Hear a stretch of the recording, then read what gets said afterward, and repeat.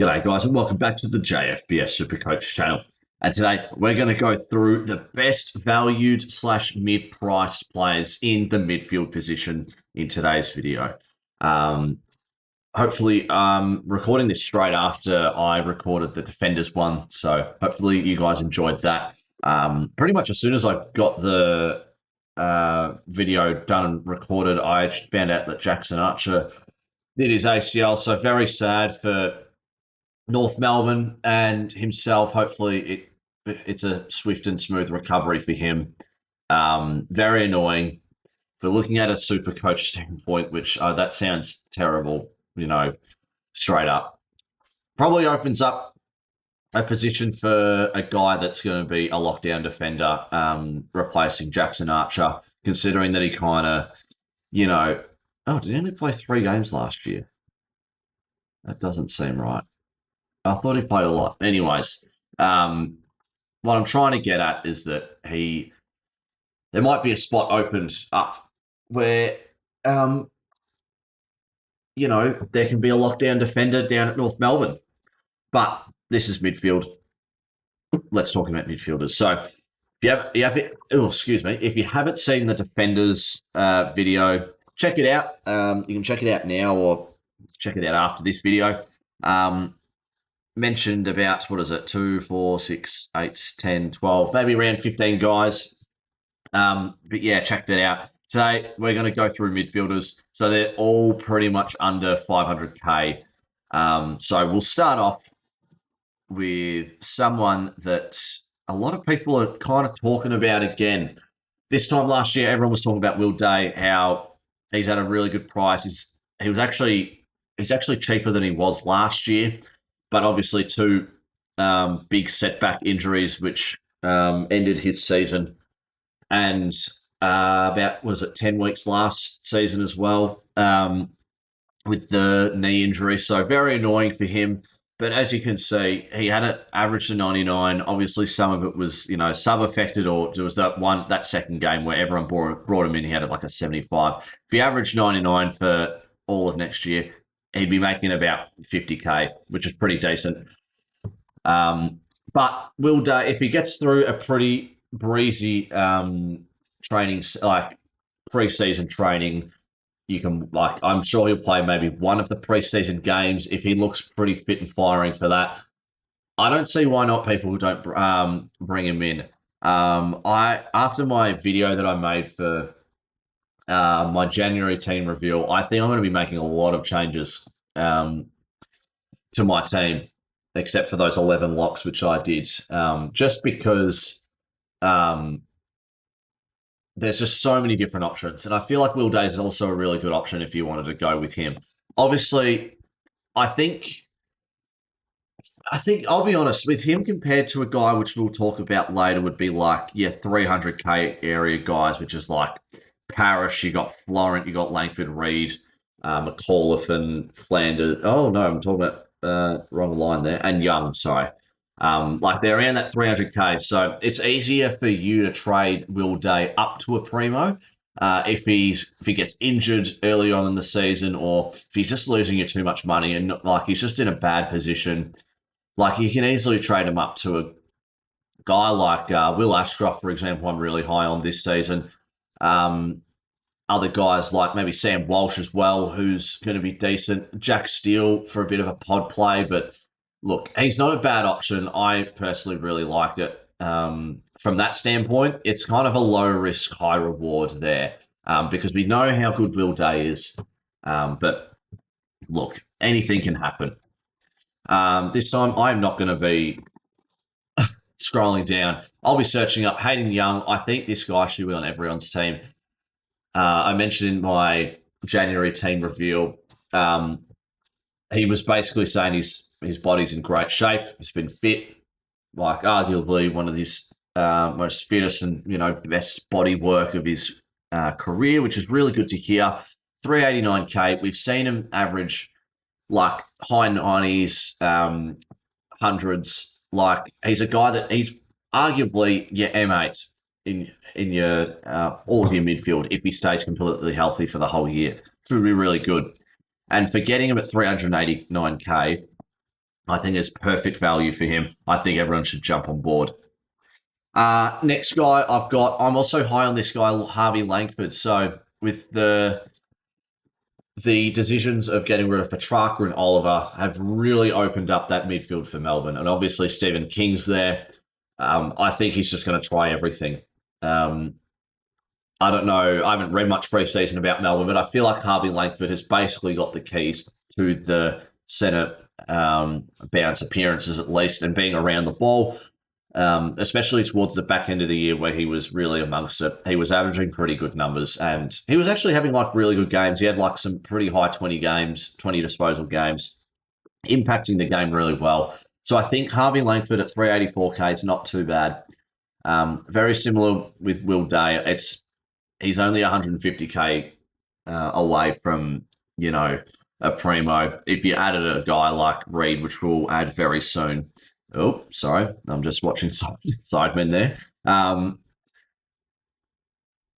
Yeah, I think he's going to be okay. I think there's better options than Harvey Langford, but when I first did the team picker, I was like, I reckon he'll be decent, and I reckon he'll be at a good price. So one to look out for the preseason and also preseason games. Next guy on the list, we got Harley Reid. I like Harley Reid. I just don't know if his average is going to do much better. He's going to be a type of guy that he's going to be one of the best in the league.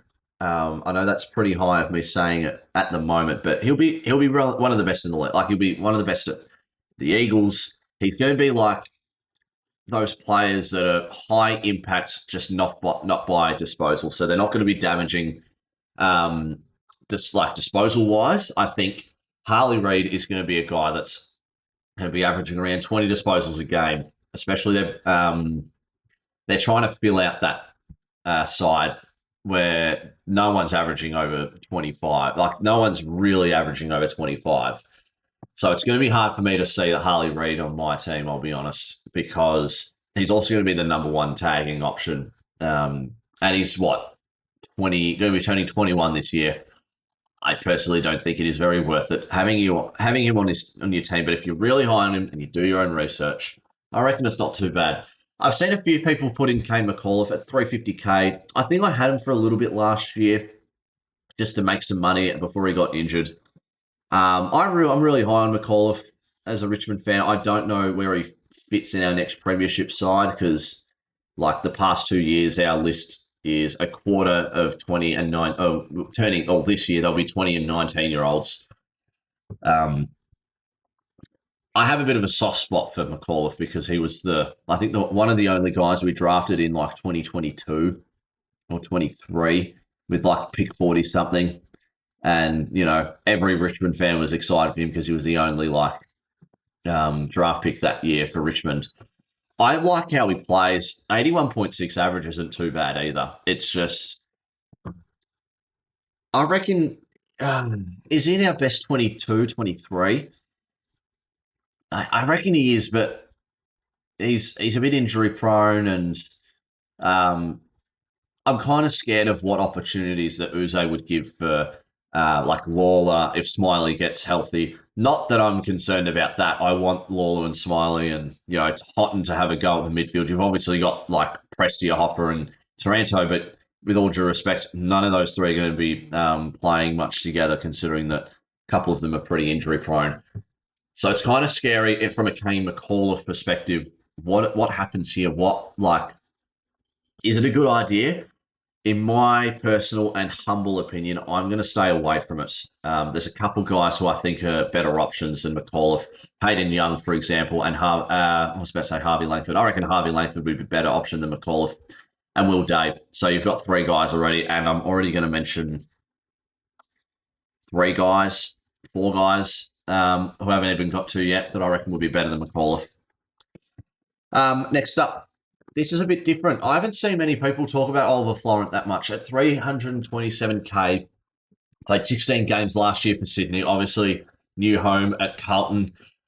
God, I hate the Blues, but I think Oliver Florent will be a really good half backer. I've been hearing some things. I was reading just the training notes at the Carlton Football Club, right? as I'm trying to do my analysis for each team. Maybe I'll do it next month. But Ollie Florent, I feel, is going to be very valuable to Carlton. They don't really like Sard gets injured pretty often. If we look at um, Carlton defenders, Nick Newman, I'm not high on. I kind of hope that he doesn't play, but I really don't want. If he's playing, then I'm going to go no with Florent. Adam Sard, he will pick up a hamstring injury, I reckon. Nick Haynes Wiedering. Hollands plays halfback. I think they might push him back to the wing. I'd prefer a Hollands or a Sard or Newman than Hollands. You got Mitch McGovern. Same with Lockie Cowan. What my point is what I'm trying to say is that you've been hearing Carlton trying to put Florent in that half back role. I reckon he'd really excel. He's good by foot. He's not the fastest, but he can still be damaging coming off half back, and I reckon that's probably where he best fits on that Carlton side, in my opinion. Next on the list, I do not want to do that. But yeah, with Florent, I weirdly kind of want him on my team. But I really want this guy on my team. I know Young's on my team already. Parrish, Florent, I want them on my team. Parrish only played the 88 average. He'd be, 450k range, maybe a bit less. Probably around 450k just by that average. If he gets done a full preseason, apparently Essendon are pretty high on him. I reckon he's such a valuable option. I think he's such a better option than all of these guys except for Young in terms of price and what he does. Obviously, from a analytical and footy standpoint, he is a bit of a crab in my opinion. He handballs a lot to the side, but that means he does get a lot of disposals. Kind of like that Tom Mitchell thing where, he got 52 disposals, but not much meters gained. But Darcy Parish, I think, would definitely be a very suitable option for me, and I reckon for other people as well. So keep an eye out for Parish. Next one, I haven't really heard much about Jai Culley. Apparently, he's been training the house down at Melbourne. Obviously, with the addition with Stephen King, I'm going to try and read up on Jai Culley. I'm also going to try and read up a bit about Melbourne and see how people are going in that midfield, because I think that's going to be a really big talking point when it comes to team selection for your own SuperCoach team in the weeks before round 0, round 1. Will be very interesting to see how it all goes. But with Jai Culley, if that's the case, 291k, I don't mind it. If he's training the house down and people are high on him, have a crack at him. It's not a bad idea. Next guy, Tanner Bruin, obviously with his season-long finger injury, he didn't play a game. 276k. On paper, it's wow, 276k for Tanner Bruin, not too bad. He's probably not more than a 380k type of player, in my opinion. Where's Geelong? But it's going to be very hard to crack into that midfield because of the addition of Warple. You've already got Smith and Holmes. Atkins is that defensive dude. Dempsey plays on the wing. Bowes comes in, but he's been playing a bit of back recently. Mullen plays defender. Maybe it's then okay for him to be an okay option, but I don't think if we're doing it by average, Smith, Holmes, Atkins, Warple are definitely getting over Tanner Bruin there. Jai Clark's been getting a couple games. I'm sure he's above him and Nevitt. So look, an interesting option, probably not for me. Probably the Geelong people know better than I do, so I reckon it's not a bad option if you are very high on him. Let's get rid of a couple guys. Guys I'm not confident with. McAuliffe, Reed. We'll just do Bruin as well.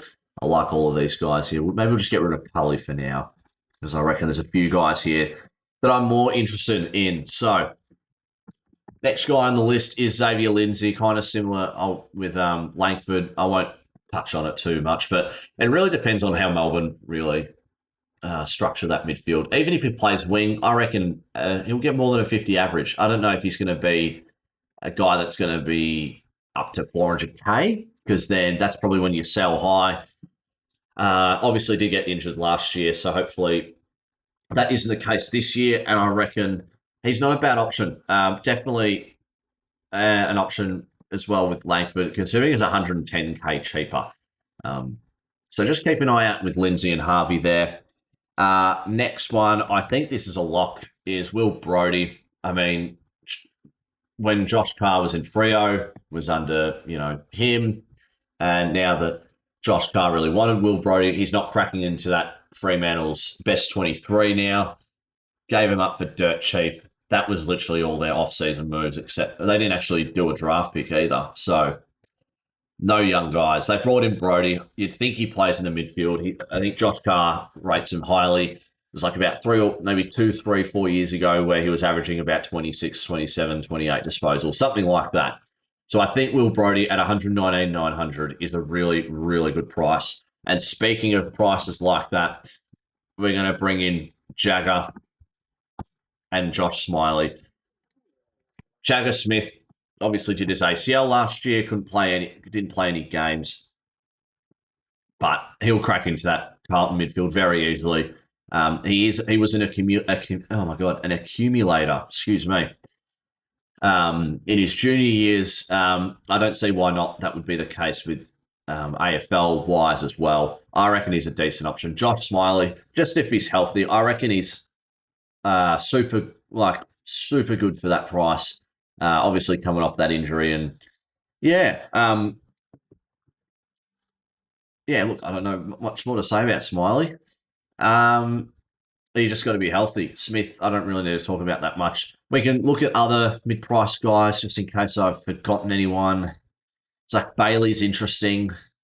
Probably a no for me, though. Warple, I wouldn't go with. I reckon he'll have a higher average, but not anymore. Dan Curtin, a lot of people have been talking about him, and I don't mind it. He's a very tall midfielder. Just give me this season, and I'd be like, yeah, I can be fully on board, because last year was a bit of a breakout year, maybe halfway through the year. Correct me if I'm wrong, but he just kind of, exploded out of the scene. His first year was a bit disappointing. Probably played him out of position, but hopefully he can do well this year as well. Sanders, probably no. Looking at other guys here. John DeGoey, I guess I'd probably count him in it's going to be him and Trelaw. I'll be counting them in the forward one. Finn O'Sullivan, I kind of talked about with the defenders, but I reckon he's not a horrible option. I reckon his average will be a bit higher.